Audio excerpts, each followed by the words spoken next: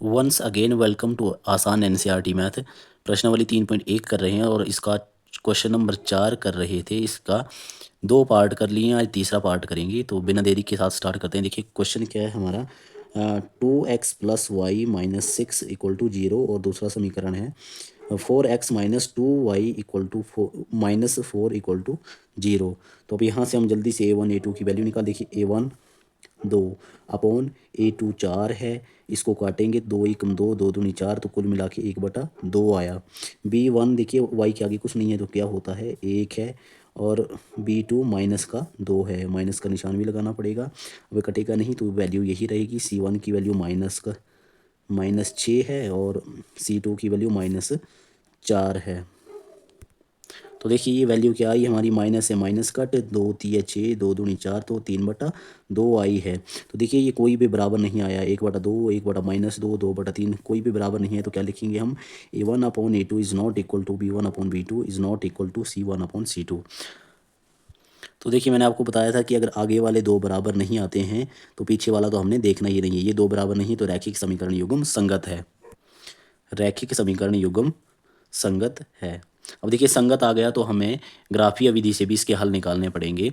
तो देखिए ग्राफीय विधि से हल निकालने के लिए हम समीकरण को दोबारा से लिख लेते हैं। ये देखिए ये समीकरण 1 है, 2x + y। अब ये माइनस का 6 है तो इसको हम दूसरी तरफ ले जाएंगे ताकि वैल्यू निकालना आसान हो। बराबर है -6 + 6 हो गया समीकरण 1। दूसरे समीकरण में देखिए क्या है, 4x - 2y। अब ये माइनस का 4 है, दूसरी तरफ प्लस का 4 हो जाएगा समीकरण नंबर 2। अब निकालेंगे हम इसके ग्राफीय विधि से हल। दो दो हल निकालेंगे दोनों समीकरण के। देखिए समीकरण 1 मैंने यहाँ पे लिख दिया है। तो वैल्यू निकालने के लिए हम क्या कर देंगे, एक वैल्यू खुद मान लेंगे, चाहे एक्स की मानो चाहे वाई की मानो। तो चलिए एक्स को मैं 0 मान लेता हूँ और एक्स की जगह 0 भर के देखता हूँ। तो देखिए एक्स की जगह 0 भरा तो वाई बराबर है 6। तो ये तो गुणा होके 0 हो गया तो वाई बराबर क्या बचा, 6। अब क्या करते हैं, देखिए y की जगह 0 रख के देखते हैं इसी समीकरण में। तो देखिए 2x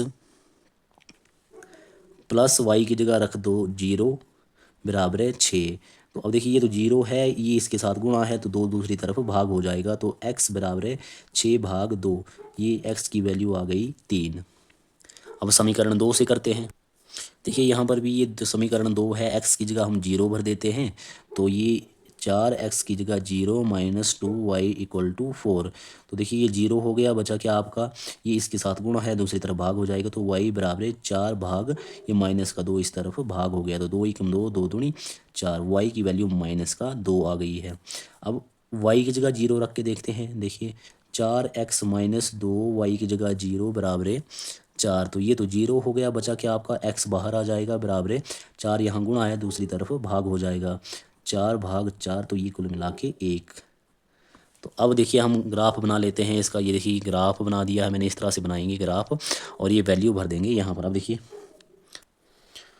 तो ये देखिए इनको हम लोकेट कर लेते हैं पॉइंट्स को, x का 0 और y का 6। तो देखिए x का 0 और y का 6 है यहाँ पर।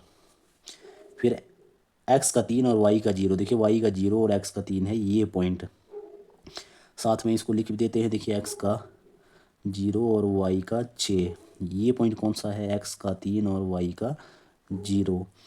अब यहाँ पे देखिए x का आएगा 0 और y का 2। तो यहाँ पे हमें ध्यान रखना पड़ेगा y का -2 इस तरफ है और ये x का -2 है। तो हमें y का -2 लगाना है और x का 0। तो ये पॉइंट है x का 0 और y का -2। अगर x का -2 होता तब ये पॉइंट होना था, लेकिन y का -2 है तो ये पॉइंट। और उसके बाद x का 1 और y का 0, x का 1 और y का 0, ये x का 1 और y का 0। अब इनको मिला देते हैं।